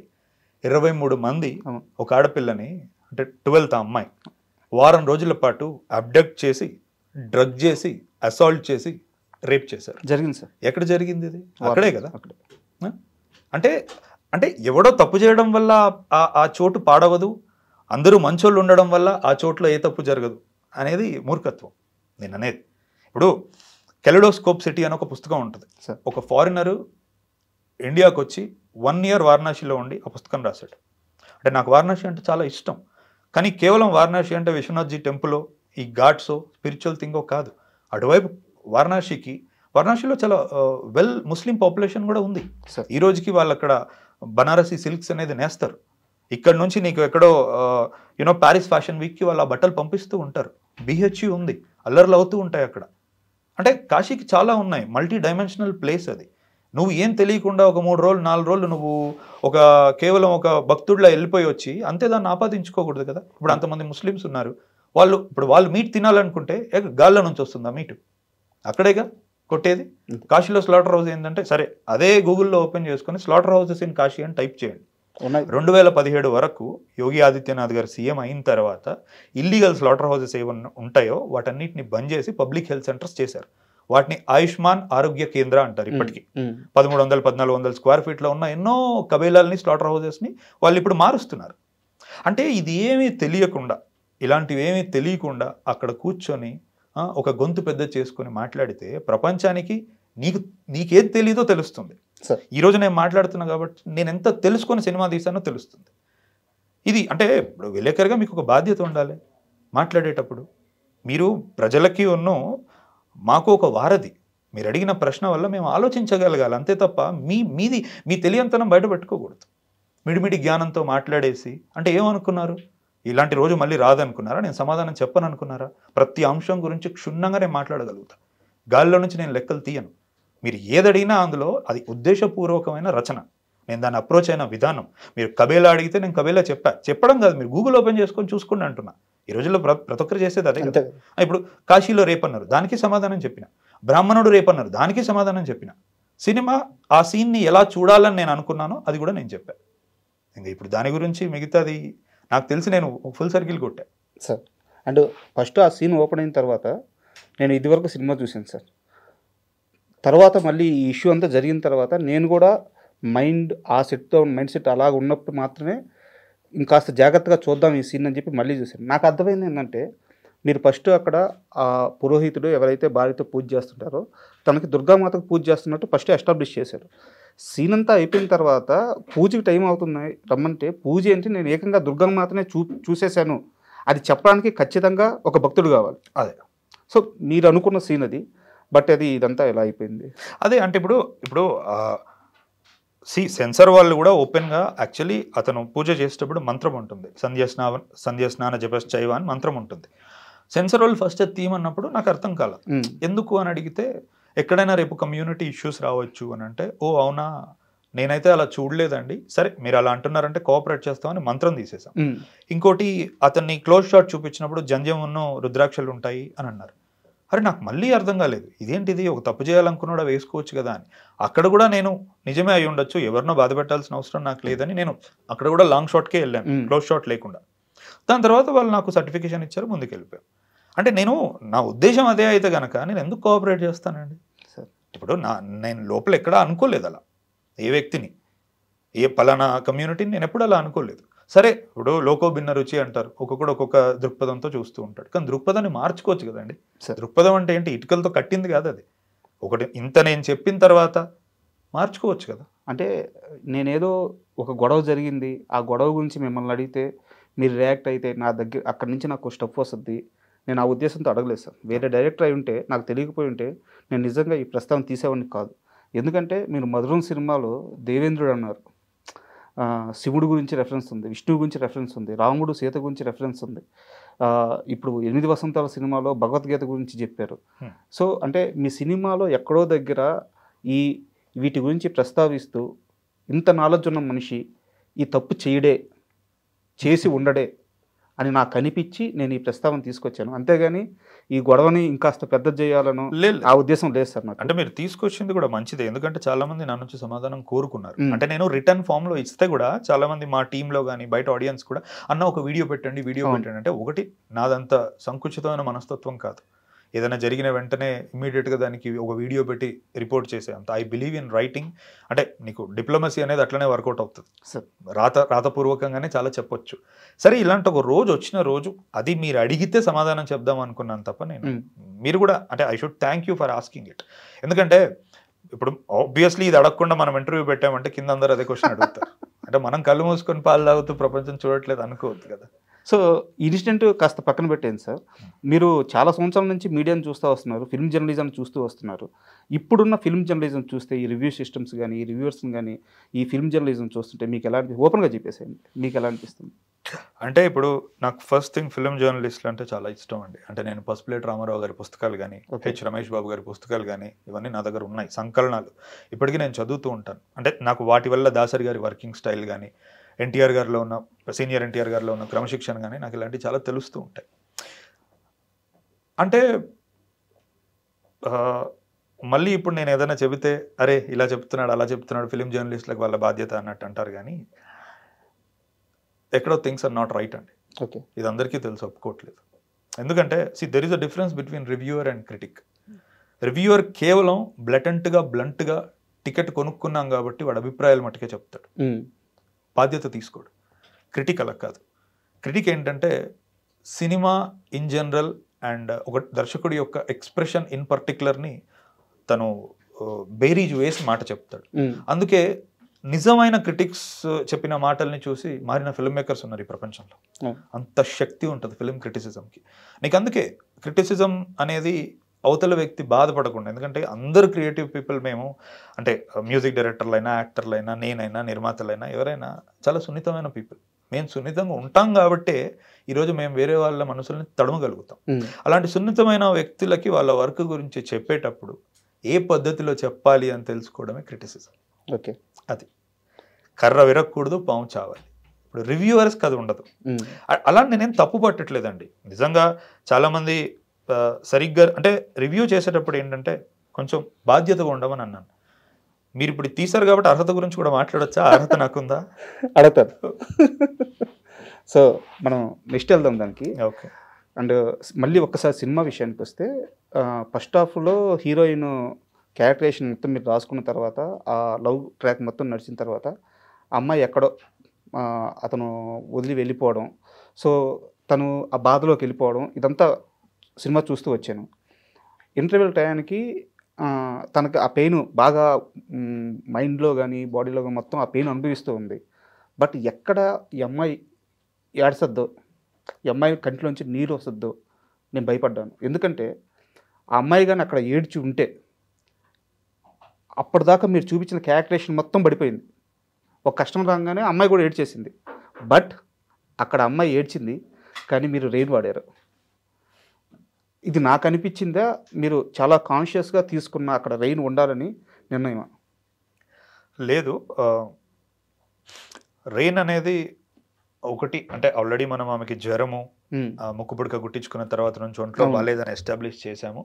అండ్ ఇంకోటి ఒక డీప్ ఎమోషనల్ యాంప్లిఫికేషన్ కోసం నేను రెయిన్ వాడాను. ఓకే. అలాగే ఆమెకి రెండో ప్రేమ కథలో కలిసేటప్పుడు కూడా రెయిన్ వాడాను. ఇంకోటి అంటే మీరు అన్నది నేను కరెక్ట్ చేస్తున్నాను అనుకోవద్దు, బట్ ఎంత స్ట్రాంగ్ వ్యక్తి అయినా ఏడిస్తే తప్పులేదు. ఎందుకంటే ఇప్పుడు రామాయణంలో ఒక ఇంపార్టెంట్ ఎగ్జాంపుల్ ఉంటుంది. సీతమ్మని అలా తీసుకెళ్ళిపోయిన తర్వాత మొట్టమొదటిసారి మనం రాముడు తనకి ఏదైతే మొదటి నుంచి ఉంటుందో ఆ నిగ్రహాన్ని మనం కోల్పోవడం చూస్తాం. లిటరల్గా తను ప్రతి చెట్టుని పుట్టని పట్టుకొని అడుగుతాడు, పిచ్చి పట్టినట్టు బాధపడి ఏడుస్తూ ఉంటాడు. అప్పుడు లక్ష్మణుడు అతనికి ధైర్యం చెప్తాడు. అంటే ఇప్పుడు జితేంద్రియుడు అంటాడు, ఇంద్రియాలని కంట్రోల్లోకి తెచ్చుకున్న ఒక వ్యక్తి అంటాం. అట్లాంటి వ్యక్తికి కూడా కళ్ళలో నీళ్ళు ఆగలేదు. సో కన్నీరు అనేది తప్పులేదు, కానీ ఎంత త్వరగా నిలదొక్కుందా అమ్మాయి అనేది నేను చెప్పాలనుకున్నాను. ఓకే, అంటే నాకు పర్సనల్గా అలా అనిపించింది, అందుకని మీ ముందు ఓపెన్ అయ్యాను. అంటే శుద్ధి మనసు చాలా మెత్తదండి. అంటే ఆమెకి కన్నీళ్ళు వచ్చినా కూడా అందులో ఒక అందం ఉంటుంది. ఆమె అంతే తొందరగా మళ్ళీ బౌన్స్ బ్యాక్ అవుతుంది. ఓకే. అండ్ మీరు ఈ సినిమా రిలీజ్కి ముందు ప్రమోషన్స్తో మాట్లాడుతూ మన తెలుగు క్రియేటివ్ పీపుల్ ఎవరైతే ఉన్నారో, డైరెక్టర్లు ఎవరైతే ఉన్నారో వాళ్ళు కాస్త వైలెన్స్ వైపు అట్రాక్ట్ అయిపోయారు, అది ఇప్పుడు నడుస్తుంది, ఆడియన్స్ చూస్తుందో వాళ్ళు కూడా అటువైపు అట్రాక్ట్ అయిపోయారు అని చెప్పి ఒక స్టేట్మెంట్ అన్నారు. మీకు గుర్తుంది అది? గుర్తుంది. ఇప్పుడు మీరు ఆ మాట అన్నారు కాబట్టి అడుగుతున్నాను. కేజీఎఫ్, పుష్ప, దేవర, సలారు ఇలాంటి సినిమాలు చూస్తున్నప్పుడు మీ మైండ్ సెట్ ఎలా ఉంటుంది? ఏం ఆలోచిస్తుంటారు? నాకు అట్లేం లేదండి, ఐ ఎంజాయ్ దెమ్. ఓకే. అంటే హింసకు ఒక అర్థం ఉండాలంట నేను అంతే. ఇప్పుడు హింసాత్మకమైంది అయితే అదేం తప్పు కాదు. మనం అన్నట్టు యుద్ధం లేనిది భారతం లేదు, మహాభారతం. యుద్ధం లేనిది రామాయణం లేదు. హింస రెండు చోట్ల ఉంది. కానీ ఆ హింసకి కారణం ఎంచుకొని అసలైంది అయితే చాలా బాగుంటుంది. ఓకే. మైండ్లెస్ వైలెన్స్ వల్ల ఏంటంటే డబ్బులు రావచ్చు కానీ మనసుల్లో స్థానం ఉండదు అనేది నేను నమ్ముతా. ఇప్పుడు మీరు చెప్పిన సినిమాలన్నీ కూడా ఇన్ దేర్ ఓన్ వే చాలా బలమైన కనెక్షన్ ఏర్పరచుకున్నాయి ఆడియన్స్తో. అంటే పుష్ప అంటే కేవలం వైలెన్సే కాదు, ఒక వ్యక్తి చాలా చిన్న అంటే ఒక కూలీ స్థాయి నుంచి మొదలుపెట్టి శాసించే దగ్గరికి వచ్చే ఒక జర్నీ ఉంది. అందులో హింస ఒక భాగం. ఇప్పుడు కేజీఎఫ్ కూడా సేమ్ అదే. అంటే అదే టెంప్లెట్ మళ్ళీ. అంటే అసలు ఏమీ ఉండదు, అన్నం కూడా ఉండదు తినడానికి. ఆ వ్యక్తి ప్రపంచంలో ఉన్న బంగారం అంతా తన దగ్గర ఉంటుంది. సో ఎక్కడో ఇప్పుడు నువ్వు ఎదుగుతున్నావంటే నేను ఆపడానికి 100 శక్తులు ఉంటాయి. ఆ 100 శక్తులు హింస వాడినప్పుడు హీరో హింస వాడడంలో తప్పులేదు. నేను అందుకే ఏమంటున్నా అంటే హింసని ఒక పర్ఫెక్ట్ రీజన్ పెట్టండి, అప్పుడు నిజంగా బాగుంటుంది. ఈ మూవీస్ ఇప్పుడు మీరు చెప్పినవి కోవలో అన్నీ అలా పెట్టి ఈరోజు మనం మాట్లాడుకునేలా చేస్తున్నాయి. బట్ మనం ఓన్లీ అలా పెట్టిన వాటి గురించి మాట్లాడుతున్నాం. అలా అర్థం చేసుకోకుండా పెట్టని కొన్ని వందల సినిమాలు ఉన్నాయి. ఓకే. దాని గురించి ఆడియన్స్ విసిగి వేసారిపోయారు. ఓకే. ఏవైతే అలా పెట్టవు. అండ్ మీకు సంబంధం లేని కొన్ని క్వశ్చన్స్ కూడా అడుగుతాను. ఎందుకంటే మీతో ఈ ఇంటర్వ్యూ నేను ఏదో ఒక టైం పీరియడ్ పెట్టుకొని ఇంతలో క్లోజ్ చేయాలి ఇలా ప్లాన్ చేసుకోలేదు. ఇప్పుడు నాకు అలా ఏం లేదు. Letting you know. ఇప్పుడు మీరు మను సినిమా తీసేటప్పుడు బ్రహ్మానందం గారితో కానీ వాళ్ళ అబ్బాయితో కానీ ఒక ట్రావెల్ అయితే ఏర్పడి ఉంటుంది అనమాట. సో నేను వాటి గురించి ప్రస్తావించట్లేదు. బట్ ఆ ట్రావెల్లో మీరు బ్రహ్మానందం గారిని చూస్తుంటారు. మనకి తెలుగు సినిమాల్లో బ్రహ్మానందం గారు, చిరంజీవి గారు ఇలా కొంతమందిని, చిరంజీవి అంటే మాస్ డ్యాన్సులు చేసేయాలి, ఫైట్లు చేసేయాలి. బ్రహ్మానందం అంటే కామెడీ, ఆయన చేత కామెడీయే చేయించాలి. సూర్యకాంతం గారు అంటే సూర్యకాంతం గారు 300 సినిమాల్లో అత్తగా చేశారంట. ఓన్లీ అత్తగానే.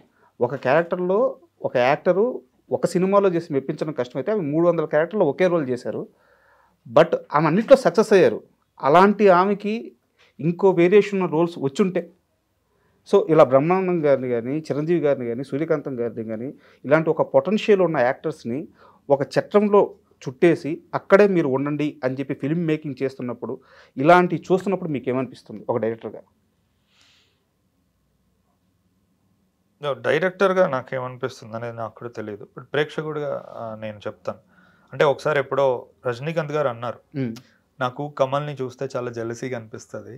ఓకే. ఎందుకంటే అతని మాటల్లో, ఎందుకంటే అతను నేను ఇరికినట్టు చట్రంలో విరకలేదు.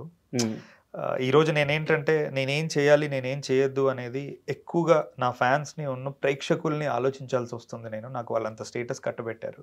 కానీ కమల్ అలా కాదు, మొదటి నుంచే చెప్పేస్తూ ఉన్నాడు వాళ్ళకి. అంటే ఒక గొప్ప హిట్ వచ్చిన వెంటనే ఇంకేదో తీస్తాడు, ఇరకడు అందులో.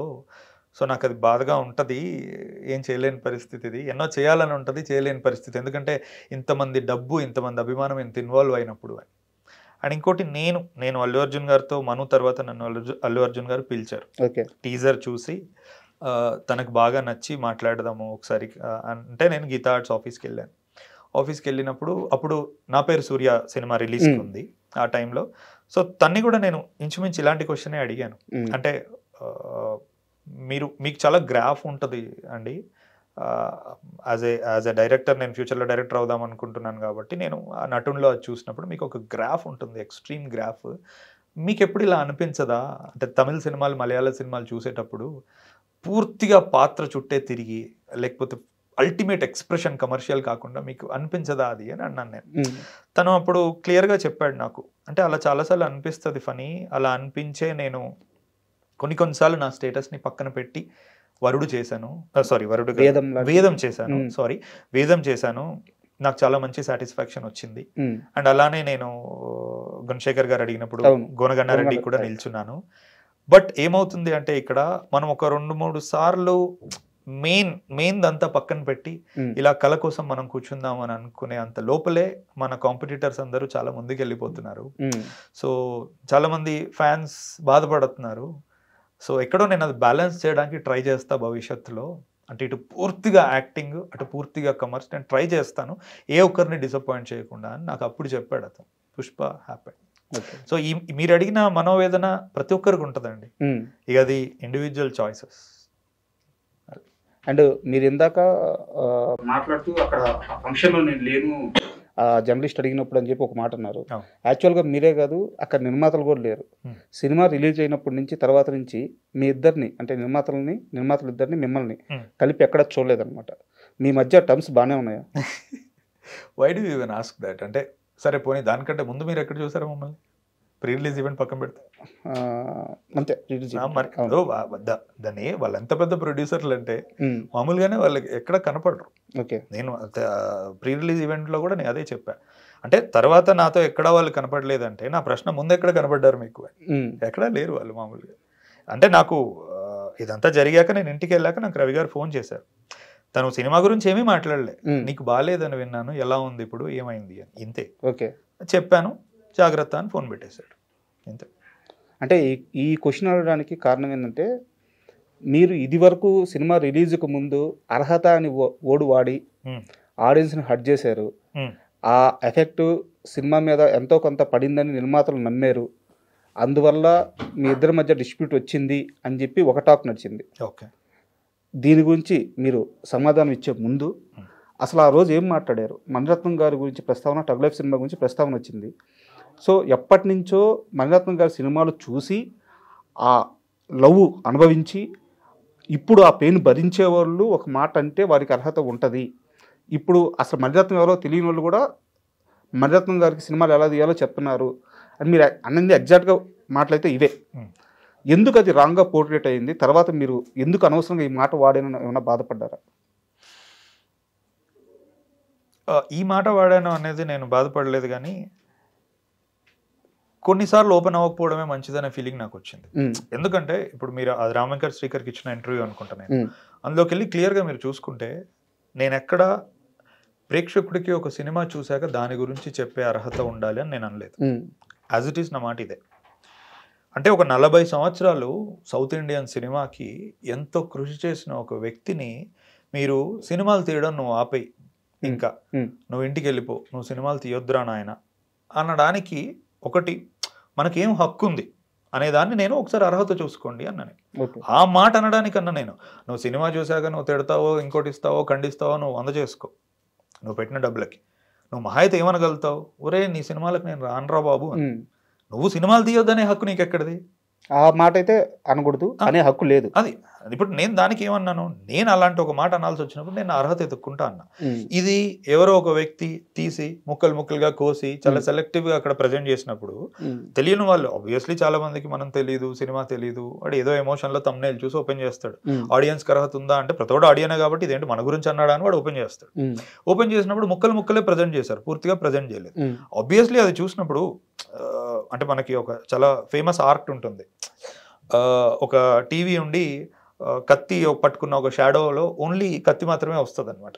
అవును, అంతే సెలెక్టెడ్ గా మనం అంతే చూపిస్తున్నాం, బయట ఏం జరిగిపోతే తెలీదు. సో ఇప్పుడు ఇదే పరిస్థితి అయింది అందరికి.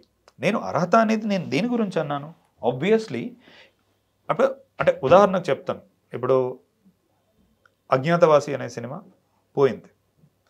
పోయినప్పుడు ఫ్యాన్స్ అయినా ఇంకొకరైనా త్రివిక్రమ్ గారిని ఇదే మాట అంటే నువ్వు సినిమాలు తీయడం ఆపే ఇంకా అంటే ఎవరైనా ఎలా యాక్సెప్ట్ చేస్తారు?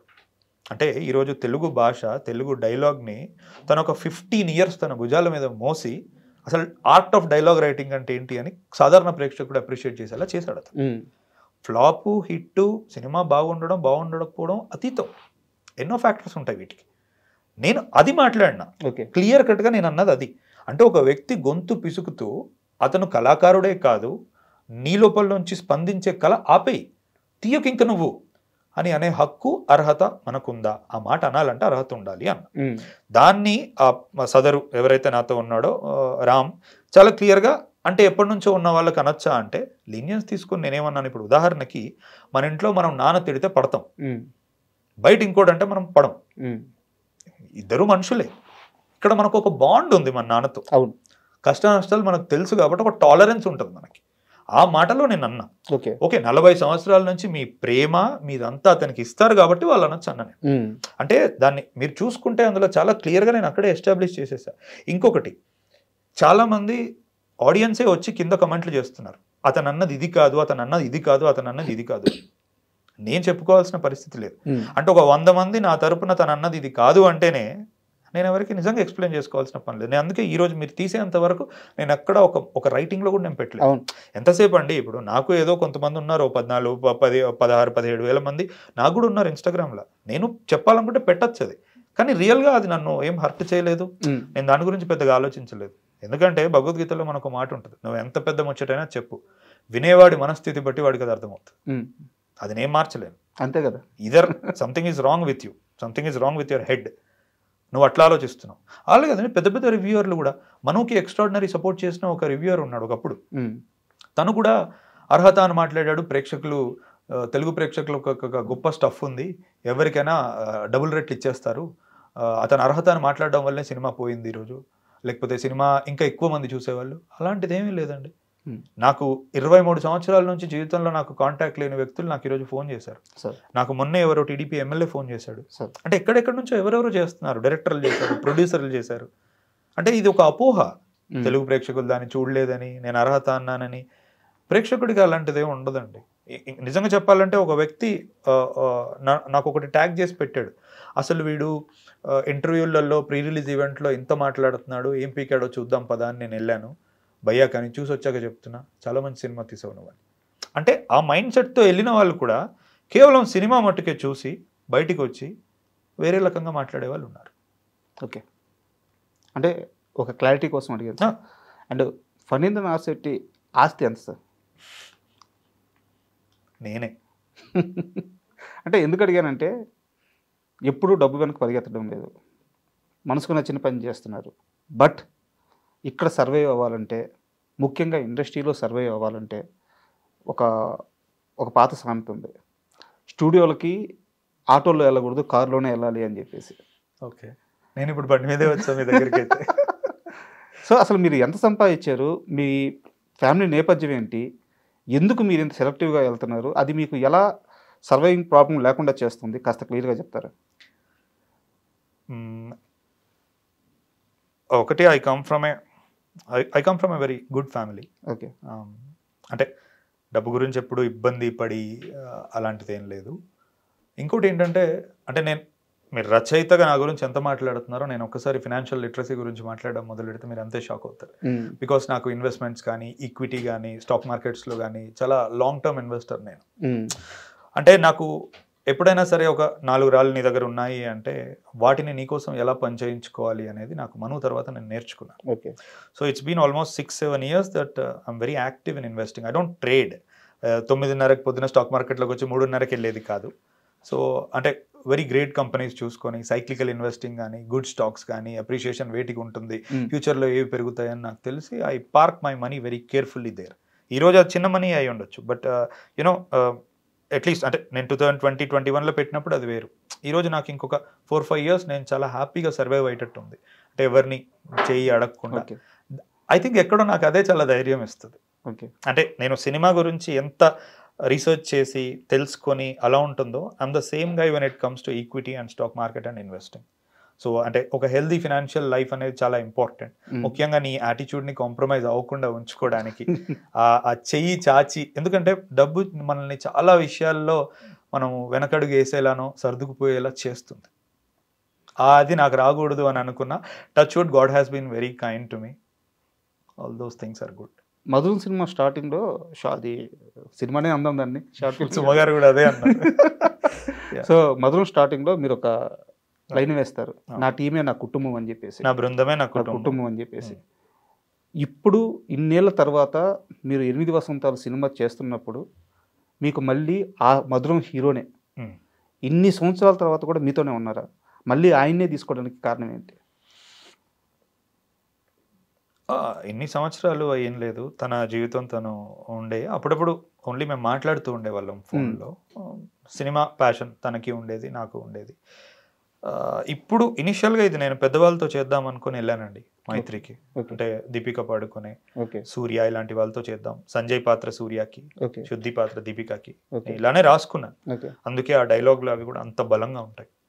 అక్కడికి వెళ్ళిన తర్వాత ఎక్కడో వాళ్ళు ఒకసారి కొత్త వాళ్ళతో అయితే ఇంకా బాగుండొచ్చు, పెద్దవాళ్ళతో మనకి కొన్ని ఇబ్బందులు ఉండొచ్చు, ఉండకపోవచ్చు, తెలీదు, కథ ఎక్కడైనా పాడవుతుందేమో, ఒక్కసారి ఆలోచించు అని అన్నారు. అప్పుడు కంప్లీట్లీ కొత్త వాళ్ళతో వెళ్దాం అనుకున్నప్పుడు నేను ముఖ్యంగా క్లైమాక్స్ కనుక చూసుకుంటే ఒక 14 నిమిషాలు ఒకే దగ్గర కూర్చొని, మనిషి కూర్చొని ఎన్నో ఎమోషన్స్ని చెప్పగలిగే ఒక వ్యక్తి కావాలి నాకు. 8 సంవత్సరాల జర్నీని చెప్పాలి. 8 సంవత్సరాల జర్నీని తను స్క్రాప్ యార్డ్లో ఏరుకునే దగ్గర నుంచి ఈ అమ్మాయిని గెలుచుకునే వరకు ఎమోషన్ అలా ఫ్లో అవ్వాలి అని అనుకున్నా. అప్పుడు నాకు ఆబ్వియస్లీ టచ్లో ఉన్నాం కాబట్టి ఈ వ్యక్తి చేయగలుగుతాడు, ఇది పుల్ ఆఫ్ చేయగలుగుతాడని నేను నమ్మి ఇచ్చాను. ఓకే. అండ్ సినిమాలో నా కంప్లైంట్ ఏంటంటే సిరివెన్నెల గారి పాట ప్రస్తావన తీసుకొచ్చారు. సో ఎక్కడైనా ఆ పాటని ఎక్స్ప్లెయిన్ చేస్తారేమో, ఒక సీన్ ఉంటుందేమో, ఒక డైలాగ్ ఉంటుందేమో అని చెప్పి ఎదురు చూశాను. సో ఎందుకు పెట్టలేదు? అది శుద్ధి అలా ఎక్స్ప్లెయిన్ చేస్తుంటే ఎంతసేపు అవుతుంది అని మేము ఒకసారి ఊరికే డ్యూరేషన్ తీసుకున్నాం. ఓకే, 4.5 minutes అవుతుంది అది. ఓకే, అంటే నాకే అది విన్నాక ఆడియన్స్కి ఎందుకు చెప్తున్నావు క్లాస్ మాకు అన్నట్టు అనిపించి అది తీసేసి నేను నా పర్సనల్ ఇన్స్టాగ్రామ్లో పెట్టేసుకున్నాను. 3 వీడియోస్లో పెట్టాను, చాలా డీప్గా అనలైజ్ చేస్తూ. సరే ఇక్కడ వరకే చెప్పేద్దాంలే, చాలులే అనుకున్నట్టు వదిలేసాను. అండ్ మిమ్మల్ని బాగా ప్రభావితం చేసిన లిరిక్ రైటర్స్ అంటే ఎవరు చెప్తారు? లిరిక్ రైటర్సే అనే కాదు, రచయితలైనా పర్లేదు. ఎందుకంటే మనకి సినిమాలో చలం గారి ప్రస్తావన ఉంది. సో మిమ్మల్ని బాగా ప్రభావితం చేసిన సినిమా రచయితలైనా కానీ, కథా రచయితలైనా కానీ ఎవరి గురించి చెప్తారు? సినిమా రచయితలు అయితే కనుక ఆబ్వియస్లీ సిరివెన్నెల సీతారామ శాస్త్రి గారు. ఓకే. అంటే అతను ఎలా అయితే ఏ స్టేజ్ ఎక్కినా గురుభ్యో నమః అని మొదలు పెడతాడో వాళ్ళ గురువులందరికీ, అతను ఒక రకమైన, అంటే నేను ఇటువైపు రావడానికి చాలా ముఖ్యమైన కారణం వేటూరి గారు, ఆరుద్ర గారు, ఆత్రేయ గారు. నాకు వనమాలి గారి లిరిక్స్ అంటే కూడా చాలా ఇష్టం. ఫార్చునేట్లీ అతనితో పనిచేసి ఇప్పుడు అతనితో ఒక స్నేహం ఏర్పడింది నాకు. అంటే ఒకప్పుడు ఇష్టమైన అభిమాన స్వర రచయిత దగ్గర నుంచి ఈరోజు ఒక స్నేహితుడయ్యే అది నాకు దొరికింది. సినిమాటిక్గా విశ్వనాథ్ గారు అంటే కూడా నాకు చాలా ఇష్టం. ఓకే. అంటే తన పాత్రల్ని చెక్కే విధానము, కళకి ప్రాధాన్యత ఇచ్చే విధానము. జంధ్యాల గారు చాలా ఇష్టం.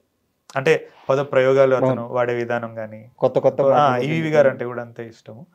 బాగా అంటే ఇంతమంది ఇష్టమైన వాళ్ళ పేర్లు చెప్పాను, కానీ బాగా ప్రభావితం చేసిందంటే మటుకు సిరివెన్నెల సీతారామ శాస్త్రి గారు. Okay, hands down. అండ్ రచయితల విషయానికి వస్తే నేను ఎన్నోసార్లు చెప్పాను, మళ్ళీ మళ్ళీ చెప్తున్నాను, దేవరకొండ బాలగంగాధర్ తిలక్. అంటే ఎక్కడో ఆయన ప్రాణం ఎప్పటికీ నాలో ఉంటుంది అని నాకు అనిపిస్తూ ఉంటుంది. ఓకే. అమృతం కురిసిన రాత్రి, ఉన్న తిలక్ కథలు చదివినప్పటి నుంచి. అండ్ శ్రీశ్రీ. అంటే శ్రీశ్రీ ఎలా అంటే చాలా ఆవేశపూరితంగా ఉన్నప్పుడు నాకు గుర్తొస్తాడు, కానీ చెమ్మ తగలాలి అన్నప్పుడు ఎప్పుడు తిలక్ ఉంటాడు నాలో. చలం ఎప్పుడు తట్టలేదా మిమ్మల్ని? Chalam is a very dangerous guy అండి. అంటే అందుకే అడిగింది తట్టలేదా అని. అంటే నాకు ఎలా అంటే చలం, మణిరత్నం ఒకలా అనిపిస్తారు. ఓకే. వాళ్ళ నుంచి దూరంగా ఉండాలనుకుంటా నేను. ఎందుకంటే ఒకసారి అందులో పడ్డామంటే మనం అటే వెళ్ళిపోతాం, మళ్ళీ బయటకు వచ్చే అవకాశం ఉండదు. నేను మైదానం చాలా రీసెంట్గా చదివాను. ఓకే. ఒక 1 year బ్యాక్ చదివాను నేను మైదానం. చదివాక నేను చాలా డిస్టర్బ్ అయిపోయాను. ఎందుకంటే ఏమవుతుందంటే అండి, ఒక చిన్నపాటి హెల్ప్లెస్నెస్ వస్తుంది. ఇప్పుడు శ్రీశ్రీది అంటే మనం చదివినప్పుడు ఒక ఫైర్ ఉంటుంది, నీతో ఈ ఫైర్కి చాలా మంది నీకు తోడు ఉంటారు. తిలక్లో ఒక సెన్సిటివిటీ ఉంటుంది, తో కూడిన ఫైర్ ఉంటుంది. తిలక్ కత్తికి 2 వైపులా పదును ఉంటుంది. అంటే తిలక్ మాటలు ఎలా ఉంటాయంటే, ఎక్కడో ఏదో కథలో ఉదయం గురించి అతను చెప్పాలనుకున్నప్పుడు, రాత్రిని రంపంతో కోస్తే రాలిన పొట్టులా ఉంది వేకువ అంటే, అలా పొడి పొడిగా అలా ఉంది వేకువ అని చెప్పడానికి తిలక్. సో చలం విషయానికి వస్తే ఏమవుతుందంటే, చలం గురించి ఇప్పుడు మనం చదివితే స్త్రీ పట్ల మనకు ఒక ఆవేదన వస్తుంది, ఆరాధన వస్తుంది, మనం ఒక్కరమే ఉండిపోతాం. అవును. అంటే అడగడానికి కారణం ఏంటంటే, ఇప్పుడు మీరు ఒక్కరే ఉన్నారు, ప్రేమ కథల్ని ఇంత అద్భుతంగా చెప్తున్నారు, ఎక్కడో కాడ ఆ ప్రేమ మీ దాకా వచ్చి ఉంటుంది, ఎందుకు ఇంకా పెళ్లి దాకా వెళ్ళలేదు? అంటే ప్రేమ కథల్ని ఇంత బాగా చెప్పాలంటే అనుభవిస్తే కానీ చెప్పలేము. అది నాకు పర్సనల్గా అనిపిస్తుంది.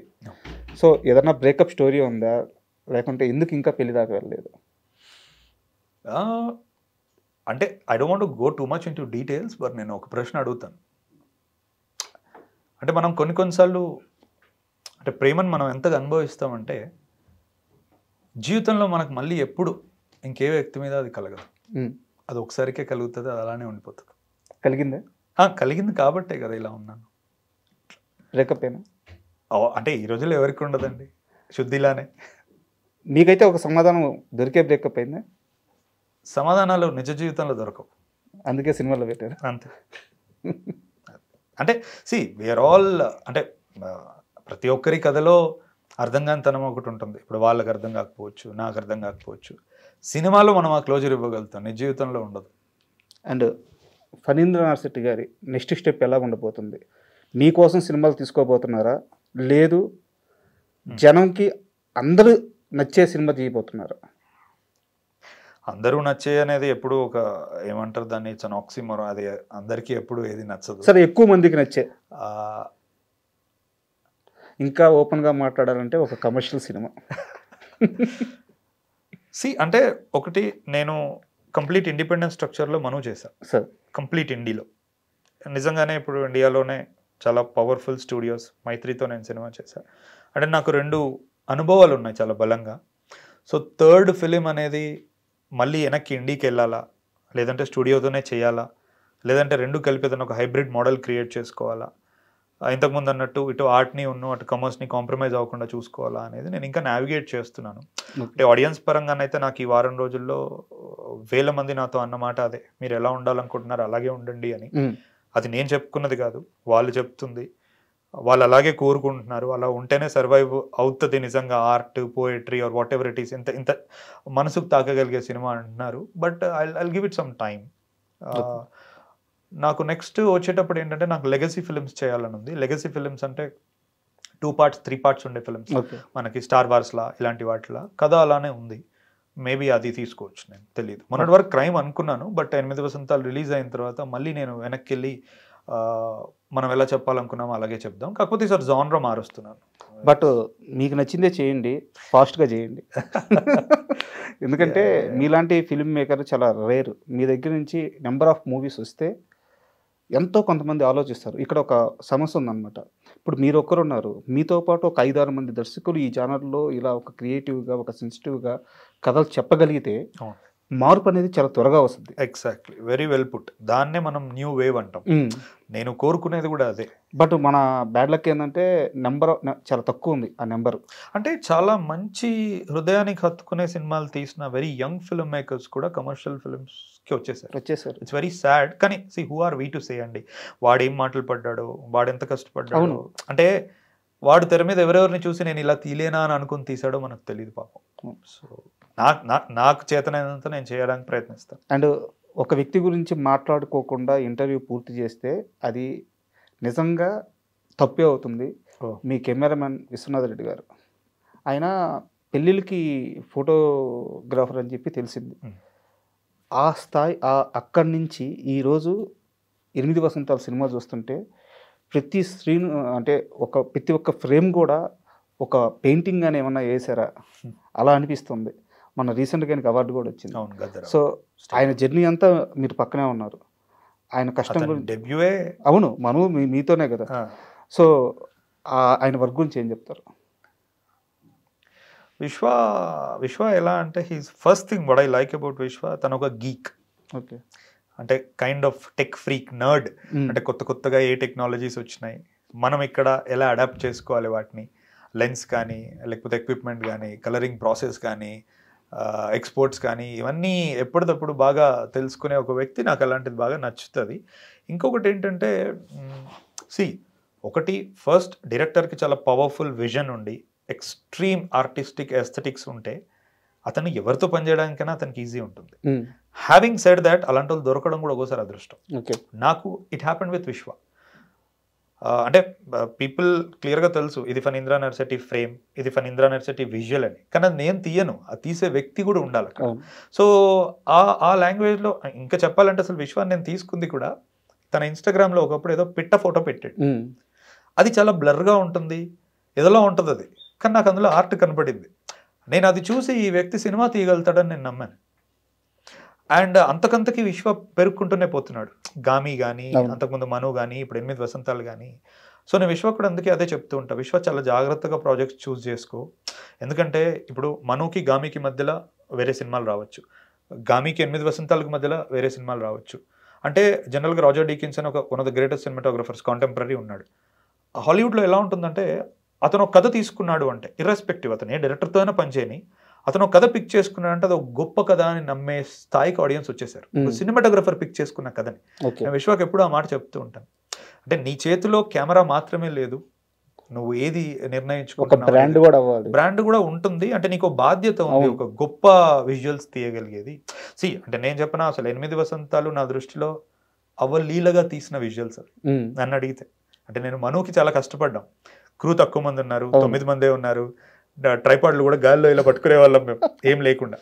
8 వసంతాలకి 150 మంది 200 మంది ఉన్నారు మాకు. ఇక్కడ నాకు చిన్న డౌట్ ఉంది, అది కరెక్టా లేదో మీకు క్లారిటీ ఇవ్వండి. మను సినిమా విషయానికి వస్తే లైటింగ్ అనేది చాలా డార్క్గా ఉంటుంది.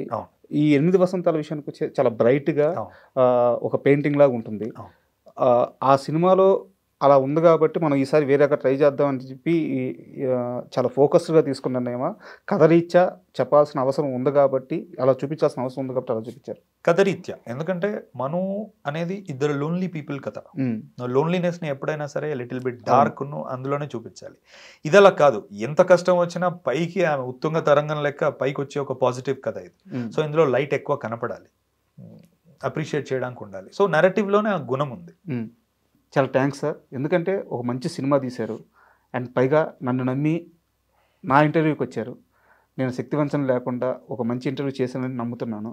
అండ్ మీరు ఒక మంచి సినిమా మళ్ళీ తీసి మళ్ళీ సక్సెస్ అయిన తర్వాత మన ఇద్దరం ఇలాగే కూర్చొని మరో ఇంటర్వ్యూ చేద్దామని మనస్ఫూర్తిగా కోరుకుంటున్నాను. Thank you sir. తప్పకుండా. Thank you.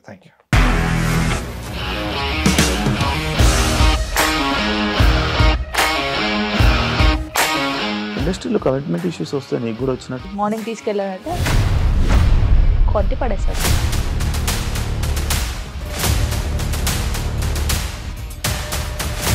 ఒక్కళ్ళు కూడా చూడలేదు ఈ సినిమా అని చెప్పడానికి కూడా చాలా ధైర్యం కావాలి. అది నిజం కదా, దాంట్లో ధైర్యం ఏంటి? ఇది నెక్స్ట్ డే ప్లేట్ మార్చేస్తే తప్పు కదా. As of now we are comfortable this అని నేను అనుకుంటున్నాను. రష్మిక గారిది మీది ఒకే ఊరు అంట కదా? నీకు కోపం వచ్చిందంటే బాగా తిట్టేత్తరా? తిట్టేద్దామండి. నిజంగా గేమ్ ని ఎలా చేంజ్ చేయగలిగారు? ఏపీఎస్ఎఫ్సి వాళ్ళకి 6 నెలల్లో నేను 6 లక్షలు కట్టా. బిజినెస్ చేయాలనుకుంటే it is as difficult as riding a tiger.